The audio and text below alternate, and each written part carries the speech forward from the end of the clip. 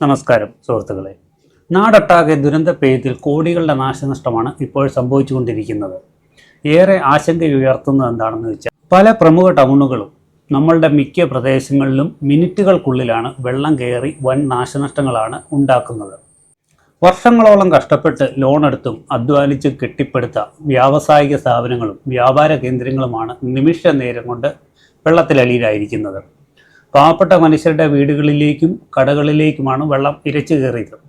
ലക്ഷക്കണക്കിന് രൂപയുടെ ഉൽപ്പന്നങ്ങളും സാധനങ്ങളുമാണ് ഒറ്റയടിക്ക് നശിച്ചു പോയിക്കൊണ്ടിരിക്കുന്നത്.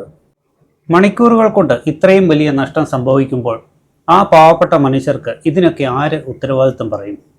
യഥാർത്ഥത്തിൽ ഇതിന് ഉത്തരവാദിത്വം പറയേണ്ടത് സർക്കാർ തന്നെയാണ്. വർഷങ്ങളായിട്ട് ഒലിച്ചു വന്ന് പുഴകളിലും തോടുകളിലും കിടക്കുന്ന മണ്ണും എക്കലും നീക്കം ചെയ്യാനോ അവയുടെ ആഴം കൂട്ടാനോ കൃത്യമായ നടപടി ഉണ്ടായിട്ടില്ല എന്ന് വേണം പറയാൻ.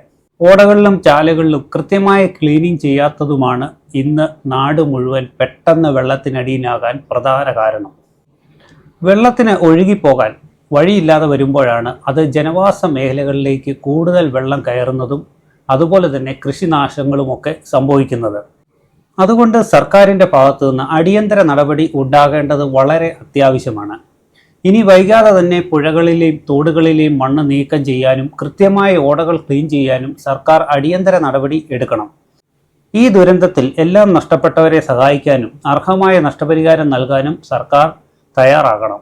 അതുപോലെ തന്നെ ദുരന്ത പ്രദേശങ്ങളിൽ നിന്ന് എല്ലാവരെയും ക്യാമ്പുകളിലേക്ക് മാറ്റിയിട്ടുണ്ട്. ആ ക്യാമ്പുകളിൽ അവർക്ക് വേണ്ട എല്ലാ സാഹചര്യങ്ങളും സൗകര്യങ്ങളും ഒരുക്കി കൊടുക്കേണ്ടതും സർക്കാരിൻ്റെ ഉത്തരവാദിത്തമാണ്.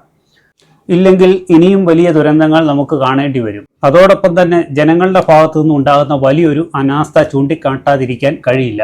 വെള്ളം പൊങ്ങിയതോടെ നിരവധി പേരാണ് സെൽഫി എടുക്കാനും കാഴ്ചകൾ കാണാനും ഫോട്ടോ എടുക്കാനും ഒക്കെ ആയിട്ട് പുറത്തിറങ്ങുന്നത്. അനാവശ്യ യാത്രകൾ പരമാവധി ഒഴിവാക്കേണ്ട സമയമാണിത്. വളരെ ആവശ്യമെങ്കിൽ മാത്രം പുറത്തിറങ്ങുക. അതുപോലെ തന്നെ ഈ മഴ സമയത്ത് പുഴകളിലും വെള്ളക്കെട്ടുകളിലും ഒക്കെ പോയി മീൻ പിടിക്കുക, ചൂണ്ടയിടുക എന്നീ വിനോദങ്ങൾ പൂർണ്ണമായും നിർത്തിവെക്കണം. ഇനി വളരെ ശ്രദ്ധിക്കേണ്ട മറ്റൊരു കാര്യം എന്താണെന്ന് വെച്ച് കഴിഞ്ഞാൽ വാഹനങ്ങളുമായി വെള്ളക്കെട്ടുകളിലേക്ക് ഇറങ്ങി അപകടകരമായ അഭ്യാസങ്ങൾ കാണിക്കുന്ന കുറേ ആൾക്കാരുണ്ട്. നിങ്ങളൊരു കാരണവശാലും അങ്ങനത്തെ രീതിയിലുള്ള അപകടങ്ങളും റിസ്കുകളും ഏറ്റെടുക്കാൻ പോകാതിരിക്കുന്നതാണ് നല്ലത്. കഴിഞ്ഞ ദിവസങ്ങളിലാണെങ്കിൽ തന്നെ വാഹനവുമായി വെള്ളത്തിലേക്ക് ഇറങ്ങരുതെന്ന് പറഞ്ഞിട്ട് ആ വാക്ക് അവഗണിച്ച് വെള്ളത്തിലേക്ക് ഇറങ്ങിയ വാഹനങ്ങൾ വെള്ളക്കെട്ടിന് നടുക്കെത്തിയപ്പോൾ നിന്നു പോകുന്ന അവസ്ഥയുണ്ടായി. പെട്ടെന്ന് ആൾക്കാർക്ക് ചെന്ന് രക്ഷിക്കാൻ പോലും പറ്റാത്തൊരവസ്ഥയാണ് ഉണ്ടായത്. ഒടുവിലേറെ വൈകിയാണ് അവരെ പുറത്തിറക്കാൻ സാധിച്ചത്. അതുകൊണ്ട് ഓർക്കുക, ഇത്തരം റിസ്കുകൾ എടുത്ത് അപകടങ്ങൾ സംഭവിച്ചാൽ പിന്നീട് രക്ഷിക്കാൻ ആരും കാണുകയില്ല. അതുപോലെ തന്നെ അപകട സാധ്യതയുള്ള ജോലികളിൽ ഏർപ്പെടുന്നവർ, റിസ്ക്കുള്ള വർക്കുകളൊക്കെ ചെയ്യുന്നവർ തൽക്കാലം അതിന് പോകാതിരിക്കാനൊക്കെ ശ്രദ്ധിക്കുക. കുട്ടികൾക്കാണെങ്കിലും അവധികൾ പ്രഖ്യാപിച്ചിരിക്കുകയാണ്. വീടുകളിൽ സുരക്ഷിതമായിരിക്കാൻ വേണ്ടിയാണ് അവധികൾ നൽകിയിട്ടുള്ളത്. വെള്ളപ്പൊക്കത്തിനിടയിൽ പുറത്തിറങ്ങി കറങ്ങി നടക്കാനോ അതുപോലെ തന്നെ കളിക്കാനോ ഉള്ള ഒരു സാഹചര്യം ഇപ്പോഴില്ല. അതുകൊണ്ട് സുരക്ഷിതമായി വീടുകളിൽ ഇരിക്കാൻ വേണ്ടിയാണ് സർക്കാർ കുട്ടികൾക്കാണെങ്കിലും അവധികൾ കൊടുത്തിരിക്കുന്നത്. ഇനി നമ്മളുടെ വീടുകളിൽ ചില പ്രധാനപ്പെട്ട മുൻകരുതലുകൾ എടുക്കാം. രാത്രി കാലങ്ങളിൽ മഴ കൂടുതലായിട്ട് പെയ്യുന്നതായിട്ട് ഇപ്പോൾ കാണുന്നത്. അതുകൊണ്ട് തന്നെ രാത്രിക്ക് മുൻപായി തന്നെ ചില തയ്യാറെടുപ്പുകൾ നടത്തിയിരിക്കണം.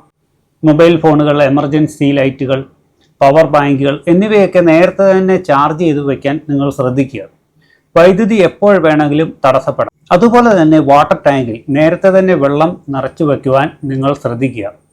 വൈകുന്നേരമൊക്കെ ആയിക്കഴിഞ്ഞാൽ കാറ്റും മഴയും വന്നു കഴിഞ്ഞാൽ കറണ്ടുകളൊന്നും കാണത്തില്ല. ആ സമയത്ത് വെള്ളമില്ലാതെ വരുമ്പോൾ നമുക്ക് പുറത്തിറങ്ങി വെള്ളം എടുക്കേണ്ട അവസ്ഥയൊക്കെ ഉണ്ടാവും. അത് ഒഴിവാക്കാൻ വേണ്ടിയാണ് നേരത്തെ നമ്മൾ മുൻകൂട്ടി എല്ലാ ദിവസങ്ങളിലും തന്നെ മോട്ടോർ ഓൺ ചെയ്ത് ടാങ്ക് നിറച്ചിരുന്നതായിരിക്കും നല്ലത്. കറണ്ടിൻ്റെ കാര്യമായതുകൊണ്ട് പറയാൻ പറ്റത്തില്ല, ഏത് സമയം വേണമെങ്കിലും കറണ്ട് ഇല്ലാത്ത ഒരവസ്ഥ ഉണ്ടാകാറുണ്ട്. അതുപോലെ തന്നെ ആവശ്യ സാധനങ്ങളും മരുന്നുകളും കരുതി വയ്ക്കാൻ പ്രത്യേകം ശ്രദ്ധിക്കുക. വീടിൻ്റെ പുറകിലോ തോടോ പുഴയോ കായലോ ഒക്കെ ഉണ്ടെങ്കിൽ, അതുപോലെ തന്നെ മണ്ണിടിച്ചിൽ സാധ്യതയുള്ള ചെരുവുകളിലൊക്കെയാണ് താമസിക്കുന്നതെങ്കിലോ വളരെയധികം സൂക്ഷിക്കുക. പെട്ടെന്ന് ഇടിഞ്ഞു വീഴാനുള്ള സാധ്യതകൾ മനസ്സിൽ കണ്ട് ജാഗ്രത പാലിക്കണം എന്നുള്ളതാണ്. ആവശ്യമെങ്കിൽ സുരക്ഷിതമായ സ്ഥലങ്ങളിലേക്ക് മാറിയിരിക്കാനും മടിക്കരുത്. അതുപോലെ തന്നെ വീടിന് മുകളിലേക്ക് ചെരിഞ്ഞു നിൽക്കുന്ന വലിയ മരങ്ങളോ ചില്ലകളോ ഒക്കെ ഉണ്ടെങ്കിൽ അവ വലിയ ഭീഷണിയാണ്. കാറ്റും മഴയും കൂടി വരുന്ന സാഹചര്യങ്ങളിൽ ഇത്തരം കാര്യങ്ങൾ പ്രത്യേകം ശ്രദ്ധിക്കണം. അതുപോലെ തന്നെ വെള്ളക്കെട്ടുള്ള സ്ഥലങ്ങളിൽ വൈദ്യുതി ലൈനുകൾ വീണ് കിടക്കാനുള്ള സാധ്യത കൂടുതലാണ്. പോസ്റ്റുകളിലോ ലൈനുകളിലോ അടുത്ത് കിടക്കുന്ന വെള്ളത്തിലോ ഒക്കെ തൊടാനോ അടുത്തേക്ക് പോകാനോ ശ്രമിക്കരുത്. എന്തെങ്കിലും അടിയന്തര സാഹചര്യം വന്നാൽ ദുരന്ത നിവാരണ സേനയുടെയോ ഫയർഫോഴ്സിൻ്റെയോ പോലീസിൻ്റെയോ ബന്ധപ്പെടാൻ കൺട്രോൾ റൂം നമ്പറുകൾ കയ്യിൽ കരുതി വെക്കുക. അപകടങ്ങൾ വരുത്തി വയ്ക്കാൻ വളരെ എളുപ്പമാണ്, എന്നാൽ അത് സംഭവിച്ചു കഴിഞ്ഞാൽ കണ്ണീര് കുടിക്കേണ്ടി വരും. നിങ്ങളുടെയും നിങ്ങളുടെ കുടുംബത്തിൻ്റെയും സുരക്ഷ മുൻനിർത്തിയാണ് നമ്മൾ ഇത്രയും കാര്യങ്ങൾ പറഞ്ഞത്. അപ്പോൾ എല്ലാവരും സുരക്ഷിതരായിരിക്കുക, വീടുകളിൽ തന്നെ ഇരിക്കുക, ജാഗ്രത പാലിക്കുക. നിങ്ങളുടെ നാട്ടിലെ ഇപ്പോഴത്തെ അവസ്ഥ എന്താണ്? നിങ്ങൾ സുരക്ഷിതരാണോ? നിങ്ങളുടെ പ്രദേശത്തെ ജീവിത സാഹചര്യങ്ങൾ എങ്ങനെയാണ്? നിങ്ങളുടെ അഭിപ്രായങ്ങൾ താഴെ കമൻറ്റ് ബോക്സിൽ രേഖപ്പെടുത്തുക. സുരക്ഷിതരായിരിക്കുക. അപ്പോൾ വീണ്ടും നല്ലൊരു വീഡിയോ ആയിട്ട് വീണ്ടും വരുന്നവരേക്കും ബൈ.